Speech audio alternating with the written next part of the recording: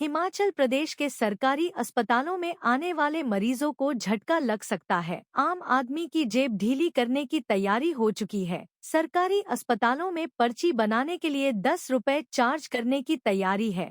स्वास्थ्य मंत्री धनीराम शांडिल ने खुद को अस्पतालों में पर्ची के लिए 10 रुपए चार्ज लगाए जाने का पक्षधर भी बताया। उन्होंने कहा कि कुछ लोग पर्ची बनाने के बाद लापरवाही बरतते हैं, इससे लापरवाही में कमी आएगी। उस पर आप क्या कहना चाहेंगे? देखिए, अभी तक तो ये फैसला तो खैर नहीं लिया, और आप मुझे स्वयं बताओ कि आप पीजीआई जाते हैं तो मेरे को तो इसलिए पता है कि मैं 2-4 बार पहले भी गया था, मैं पहली बार मंत्री में गया था एज एन ऑर्डिनरी पर्सन। तो सबसे पहले वो 10 रुपये की पर्ची पे वो लगाते हो, वो कहते हैं साहब जब वो पर्ची पे लगाएंगे आपका नाम, अच्छा उसके फ़ायदे क्या हैं?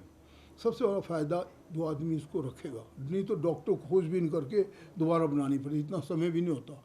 सबसे दूसरी बात क्या है कि देखो, अगर 10 रुपये एक पर्ची के लगाओ भी आप, तो अभी तो नहीं लगाए, परंतु जिस वक्त भी हमारी आरकेएस या कोई भी फैसला लेता है मानो, तो ये स्वागत करना चाहिए। थोड़े बहुत रेवेन्यू उनके पास भी आएंगे तो भी भलाई के लिए लगाते, तो हाईली ऑडिटेड अकाउंट होता है, कोई जेब में नहीं डालेगा 10 रुपये। और कभी क्या होता है कि वो संभाल के भी रखेंगे और डॉक्टर दूसरे लोगों को समय भी मिलेगा, वरना क्या होता है एक आदमी उसी में शुरू हो जाता है, जो नर्सिंग स्टाफ है बनाओ भाई इसका।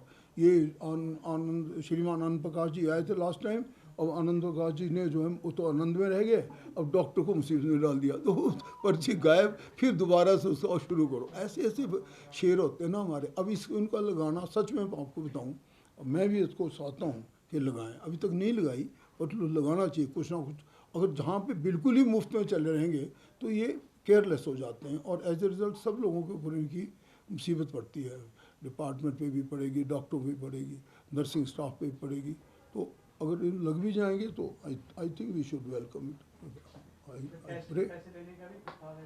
हाँ जी, सरकारी अस्पतालों में टेस्ट होते हैं, उसके लिए भी कोई प्रावधान है कि टेस्टों के पैसे लगेंगे? हाँ, जो टेस्ट होते हैं ना सर, अभी फ्री होते हैं, उनके पैसे भी लगाने की योजना है कोई? अभी तो कोई योजना देखो ऐसी तो हमने अभी सोचा तो नहीं, पर अगर आप लोग बोलोगे तो हम लगा देंगे, उसमें क्या तो जाएंगे मुफ्त होकर गरीबों के लिए। पर्ची के लिए भी लोग विरोध कर रहे हैं कि पर्चियों के पैसे भी नहीं होने चाहिए। नहीं, पर्ची अभी तो किसी के भी नहीं ले रहे हैं, पर ये आरकेएस का फैसला, अगर आरकेएस लेना चाहे और बोले कि भाई हमारे को दिक्कत हो रही है, संभाले नहीं जा रहे, बिकॉज वो डिसिप्लिन उनके काबू में आता है ना, तो तब अगर तो 5-7 रुपये या 10 रुपये लगा भी देंगे तो उससे अच्छा ही रहेगा मेरा ख्याल, अकाउंटेबिलिटी बढ़ेगी। अभी नहीं लगाया किसी ने भी, अभी बिल्कुल नहीं लगाया। 1983 से शिक्षा के क्षेत्र में अग्रणी silver bell senior secondary school Hiranagar Hamirpur पिछले 4 दशकों से शिक्षा जगत में एक अहम स्थान बनाए हुए है। श्रीमती शकुंतला निघाल के कुशल नेतृत्व में सिल्वर बेल्स की टीम द्वारा बच्चों को गुणात्मक शिक्षा प्रदान की जाती है, जिसमें बच्चों के सर्वांगीण विकास पर विशेष ध्यान दिया जाता है। I started the school in 1983 because there was a dire necessity for the English medium school that time. So previously I was hesitating, but still I started the school with 3 children, but it flourished on very well, and that was because of the cooperation of the staff as well parents.